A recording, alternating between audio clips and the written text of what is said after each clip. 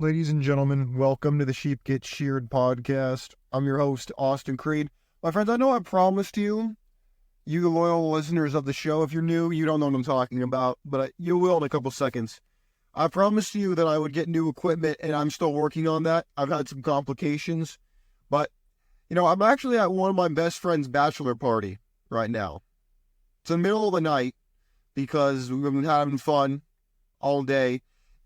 It's been awesome, actually, but what's interesting to me is the more I've, and this isn't the first bachelor party I've gone to, this isn't the first time I've seen a friend of mine or acquaintance get married, and it's interesting to me how much different religious, religious, almost zealot level people, how they respond to marriage versus how more secular people do. And so that's why today we're going to be discussing the born-again Christian phenomenon, or the women who are, I'll pick on the Christians especially because that's what I grew up with.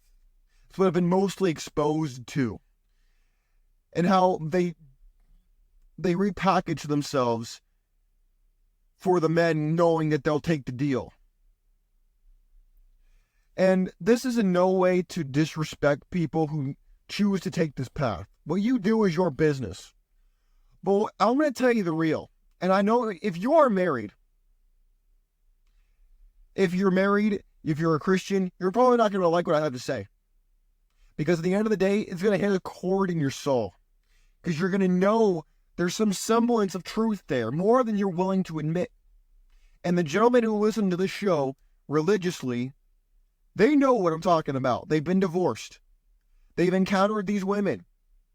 Not just talking about skeezers and sluts and the women you would expect this type of behavior from. No, we're talking about the, quote, good girls who still let Pookie it raw, who still go out there and where some other dude's complete nympho, but now she's rationing it out to you, pretending to be the good girl because she wants to cash her chips out like you do at the casino.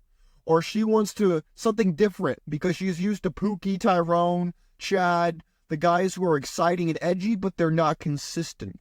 They don't give her that sense of security. And that's what we're going to talk about, women repackaging their so-called born-again virginity. A lot of women are doing this. The whole social media movement, actually. It's just a lot more under the surface.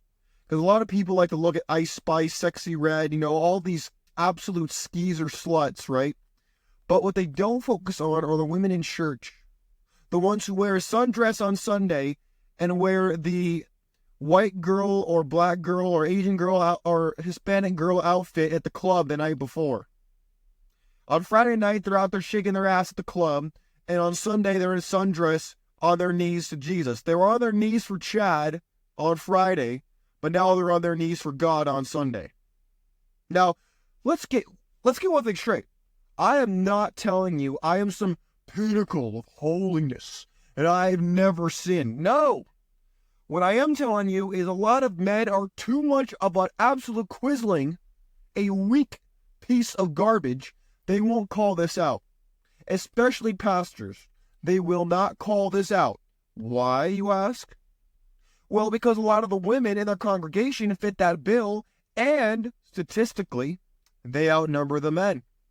The men are outnumbered in the church today. Why? Because a lot of women will come into that church at 25, at 30, 35, 40, 45, 50, looking for this good man who's been grinding, who's a good guy, who's not had a lot of sexual experience. They sucker that guy in by playing the role that they learn about through reading scripture, listening to Christian podcasts, listening to pastors.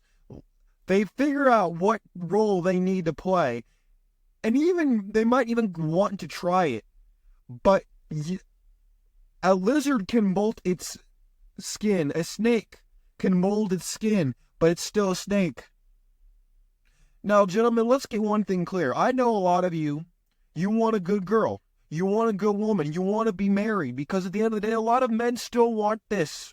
Even though they know that the marriage laws are no good. Even though they know that feminism is downloaded into every woman. I don't care whether it's your grandma, your mother, your sister, your girlfriend, your just friend.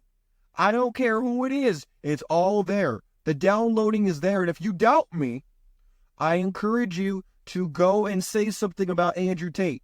Say something about the manosphere. Say something about the marriage laws. Say something about Donald Trump. I can guarantee you they will glitch and they will start to talk about the feminist programming that they have that maybe they're not even aware of. But they have it. Oh, yes. And my friends, I don't care if this is the Christian girl with the glasses from your congregation, or the girl at the library, or the girl you met overseas in the Philippines. I don't care who it is. They have some level of this ideation. All you gotta do is read the book of Genesis. All you gotta do is look at the fact that God himself in the book of Genesis in the Torah says to Eve, your desire will be for your husband's position and he will rule over you. They always want to check your authority. They want to shit test you. They want to test you. My friends, let me tell you a story. If you don't believe me, I'll tell you a story. I will not mention names because that's, to me, unfair. And potentially a lawsuit. But more unfair. But there's a girl that I've known for a long time. She's a blonde girl. She's good looking by every matrix that's, normal. And she says she's Christian. She says she's looking for a good guy, but yet she loves to go to the bar. She loves the chase. She loves to have orbiters. And these dudes will be like, oh, but I thought she's looking for a good guy. But I'm a good guy.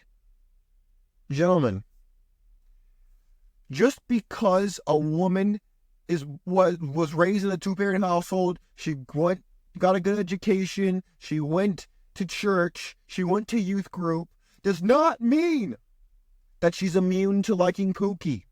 Does not mean that she's immune to feminist programming. It doesn't mean she doesn't have a past, because they all have a past. And the one that they don't want you to know about, because when you know about it, you're liable to call them out for it, and they don't like that. No. They don't want you to call them out for their past.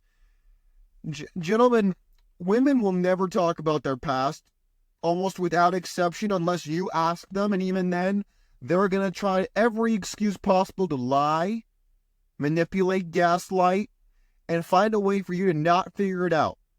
Now, does this mean you should get mad? No. Does this mean you should be sad? No. What does this mean? Well, it means that even if they were grown up in the church or they're a born-again woman, it doesn't matter because they all have a past. And you have two options. One, you get over that and you marry them anyway.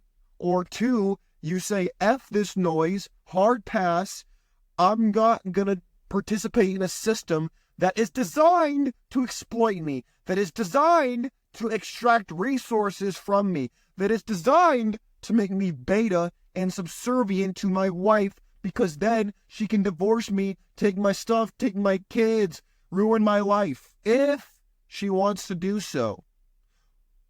And they will believe her because she's perceived to be weak. She's perceived to be vulnerable when she is the apex predator, not you. My friends, I know a lot of you know this, so I don't need to get excited, but this is something that so many people overlook. So many people say, oh, you know what, just pick the right one and everything will work out for you. Just believe in people, believe in love, believe in connection, believe in the possibility of finding the chosen one that will complete your soul and be your other half. The reason I believe like that is because it's so sheep-minded. It's so stupid. I can't take this anymore. It's so stupid to me.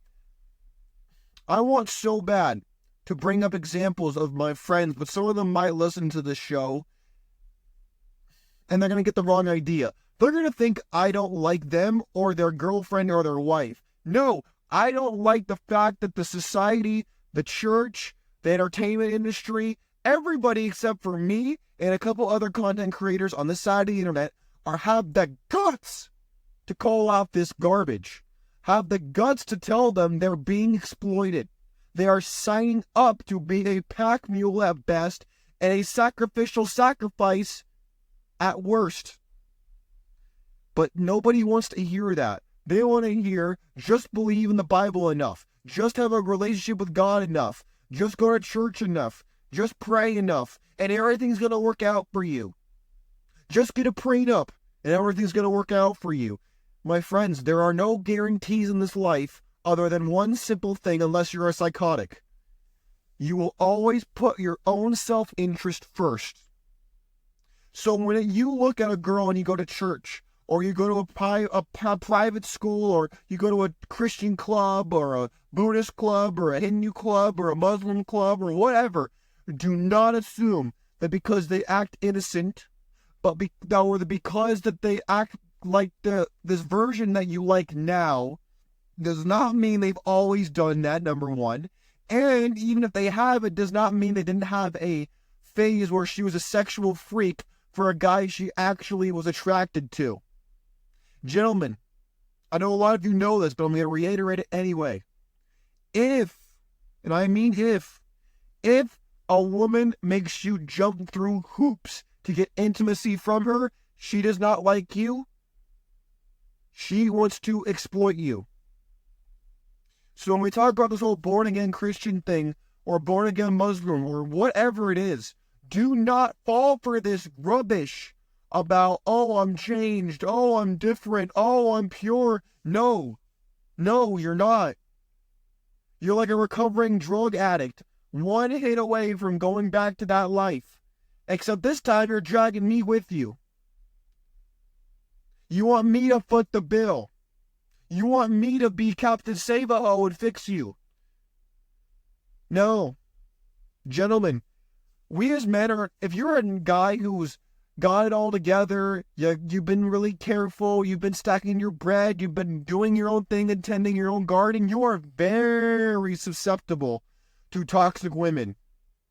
Just as toxic women, like toxic men, or innocent girls like Pookie, you as a guy are not immune to this. In fact, a lot of you guys like girls with tattoos, or you did in the past, and you found out that it was a complete dumpster fire or a train wreck, but you had to go down that track to find out that you should never sail your ship in a place where many others have sank.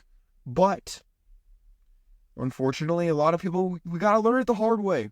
We don't learn from the mistakes of others all too often because we think we're different. We think we're the exception. We never walk in saying, oh, hi, I'm a statistic and I know this is going to fail. No, nobody does that. My friends, I think it's important that we understand, we exploit and we avoid being exploited by highlighting this putrid rubbish that Christian women, Muslim women, Hindu women, Jewish women, whoever, because they wear the garb, because they say that they're holy, because they go to church, they go to youth group, they go to Bible study, that they are somehow immune to natural hypergamy. They're immune to nature. They're immune to everything we discuss on this show. And the answer is no, they are not. No, they're not.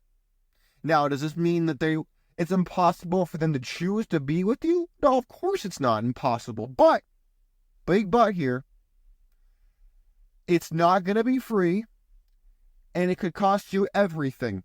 And are you willing to pay that price for a depreciating asset? Make no mistake about it.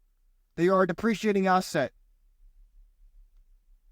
That is not meant to degrade them. It is meant to describe them because that is an objective fact. Men tend to age like wine. Women tend to age like milk. This is an unavoidable fact that a lot of women absolutely hate. And so instead of trying to tell me where I'm scientifically mistaken, they will tell you that you are a misogynist. They will tell you you are no good. You're a bad man. You don't make them feel good. It's not my job to make anybody feel good. It is my job to spread and pursue the truth. As should be yours, in my opinion. But my friends, I think I've said enough about this for now. My voice is kind of starting to go. I can feel it. But my friends, this is very important to me because I grew up with these people. I grew up around these fakers, these liars, these frauds who pretended like they were so much holier than all the other. Oh, I'm not like those girls. No, I'm not a skeezer. I'm not a slut. I'm not a hoe. No, I'm not like them. Meanwhile, they do the same thing, but just in a different way. In the same way that some dudes use God to try to pick up chicks, women will use religion as a shield against prejudgments of what they used to do, against accountability for past actions. We must not ever let them get away with this. We must call this out, or you risk being the next victim whose claws they sink into for financial security. For as Esther Vilar famously said in her book, The Manipulated Man, for what but money can bind a woman to a man? My friends, I'll leave it at that for tonight. If you have anything you want to add, I encourage you to do so. You want to tell your story about how I'm right or wrong, please. I invite you to do it. I will heart the comment. I will like the comment. I might even pin the comment. Why? Because this needs to be told. A lot of men, even in this space, are too afraid to say this because they're afraid to lose their audience. They're afraid that, oh, I can't say there are no good women out there. There are just women who live on a spectrum. There are no just good or just bad. There are some women you meet that the last guy knew her as the freak of league who was doing double backflips on his Johnson pause. But you met her in church and she says that she's holy and she's rededicated her life to God, and you think you're getting a smoking deal, but you are not. My friends, be aware of this, or lest you ignore me at your own risk. Ignore us at your own risk, because you are allowing yourself to be exploited. My friends, you wouldn't walk down a dark, dangerous alley at night, would you? No, of course not, because you know you're going to get mugged, most likely. So why would you walk into a relationship with a woman who's over the age of 18, thinking that she's some saint who's been untouched? No, my friends. No, my friends, this is untrue. My friends, take care of yourselves. Think for yourself. Like I said, I encourage you to tell your story. If you feel so convicted, please do. I will not let it go unseen. I read every comment. Why? Because I care about what you have to say.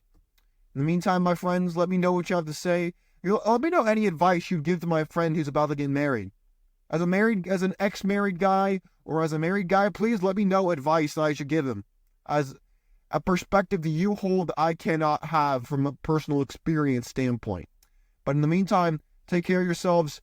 I'll keep you guys updated. For those of you who care, I'll keep you updated. I should get the new equipment coming in tomorrow, but I won't be back in my home studio till Monday, at which point I will hook everything up. Everything should be in place, and then we will run a show that will be unlike anything before with the best quality you've ever seen. So until then, look forward to it. Let me know what you have to say. I'm out of here. Peace.